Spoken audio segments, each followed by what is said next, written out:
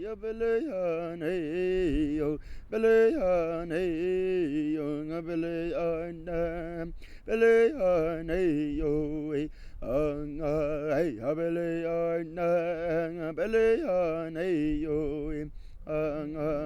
hey zakode ya ana, hey agochela ana, agochela ana, hey tsago sanga, ana beleyan.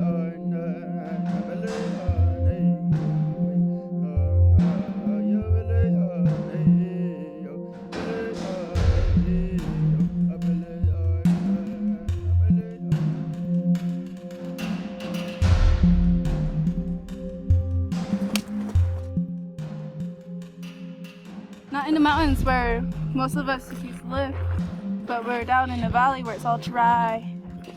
That's because the white people didn't want that land, so they put us here.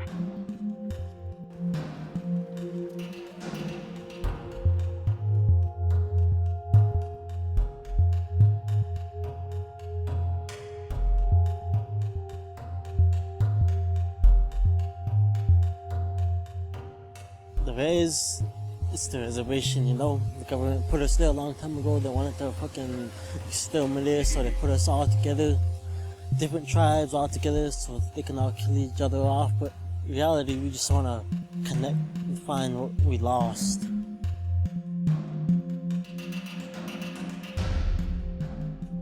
We don't have much control over ourselves down here. We don't think that much because it hurts. Everything that we have to think about is painful. If I could move anywhere, it'll probably, to start off, it'll be like Mesa or somewhere. Just to start off, start college and stuff, and then from there, see where life would take me. I just know I don't want to be on a reservation anymore.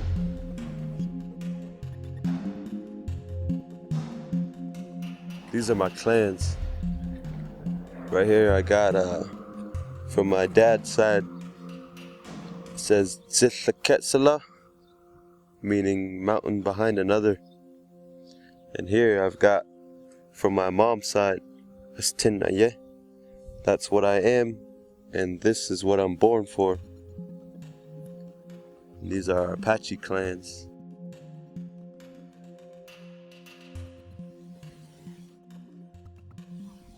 It's the end of everything. The end of the last righteous people on earth.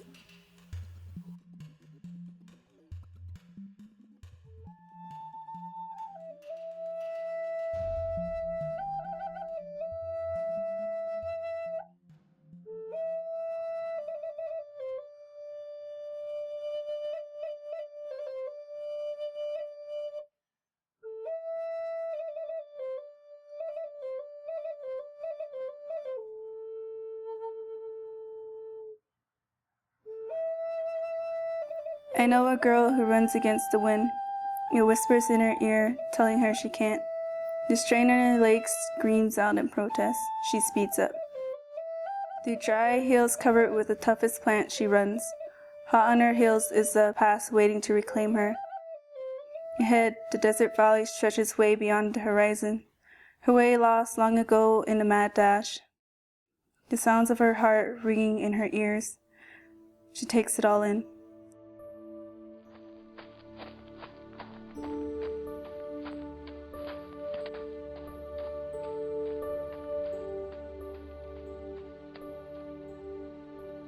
I basically grew up here my whole life, growing up in an environment with only a single parent.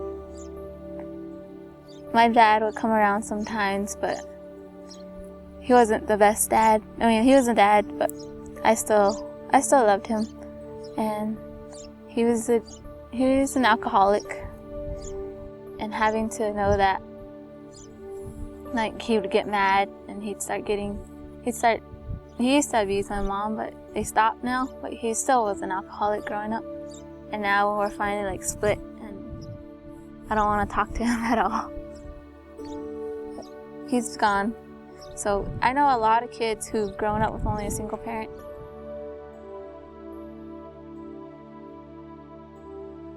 We could have been like Spartans and ninjas combined. But since we aren't, or we are like me, just a drunk. So I saw firsthand the drugs and the alcohol. It never really dawned on me exactly what it was though, until I started to get older.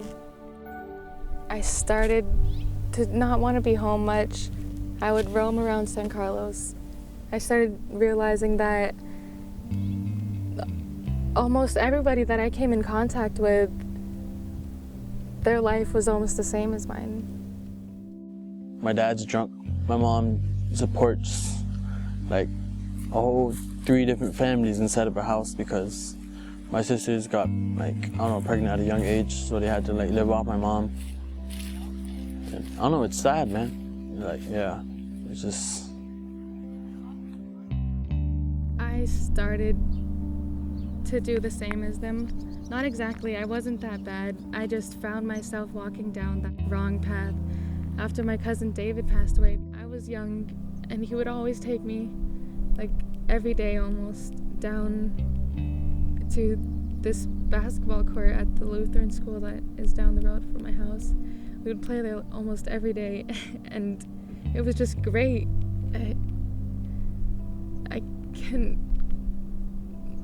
I can't think of anything that made me more happy.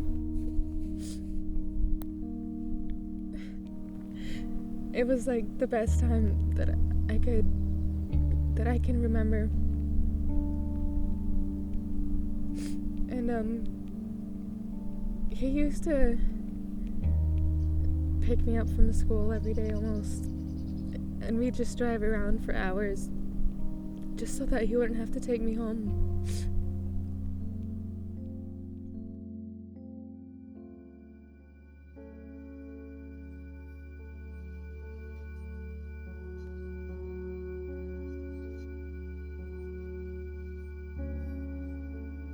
This whole place right here, it sends me back many years ago to Stubborn Estate.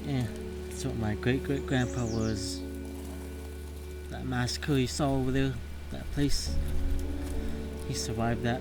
He was only 8 years old when he survived that. His mom, his sisters, his brother, and they were all killed in that. His sisters were raped, his mother was raped, and they were all scalped afterwards. He was the only one to survive. Him and all the children were told to run, just to run as far as you can, just run.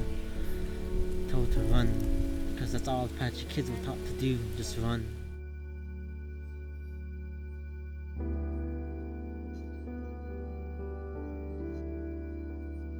It's like when you're digging up history of ancient fossils and shit, you just gotta dig deeper than that to find what you need.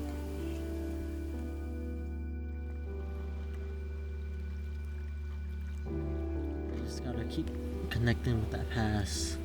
It's peaceful, it's real serenity once you get back to that past.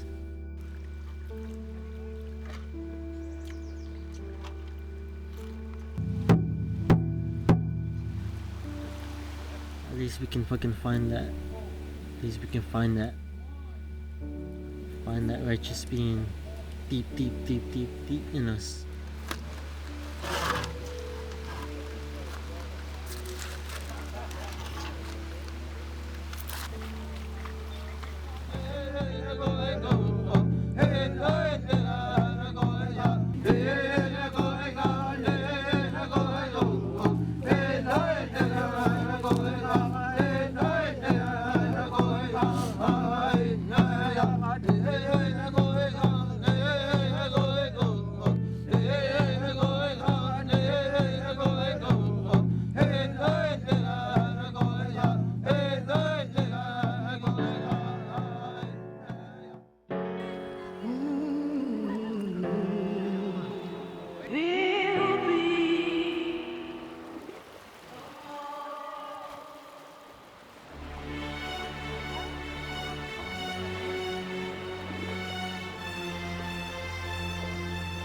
Start over again? Yeah, that'd be great. Okay. Well, my name's Caleb Bush, and I came here when I was 4 years old. And it didn't really feel like the same. Like, it was really quiet. There was like really nothing around. I didn't like it at first. I was like, man, how am I gonna live out here?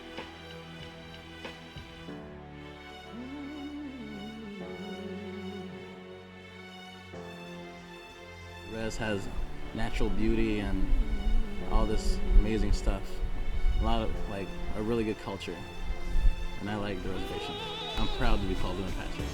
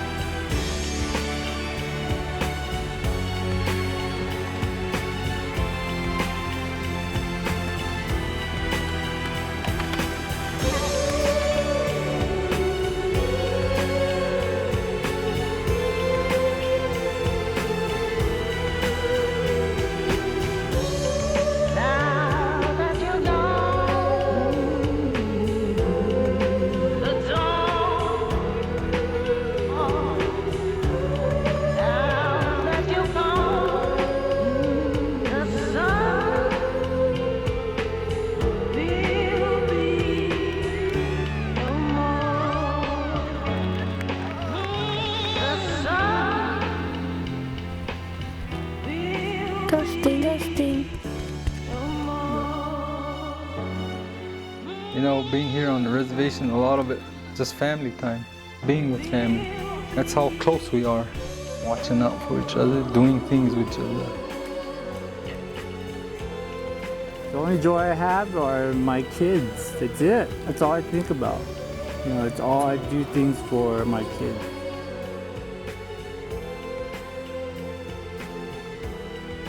Well, it's my family and my friends. Just they're part of who I am. They've affected my life a lot, and I owe them a lot. I want my son to grow up in a good, healthy San Carlos. Sometimes the people wave to me when they're walking by, and I run past them. You know, when I'm running on the side of the road, some people honk at me, and it makes me feel good, you know, because these people know that I'm running. And the community knows that I'm running, and it kind of gives me a motivation to keep going.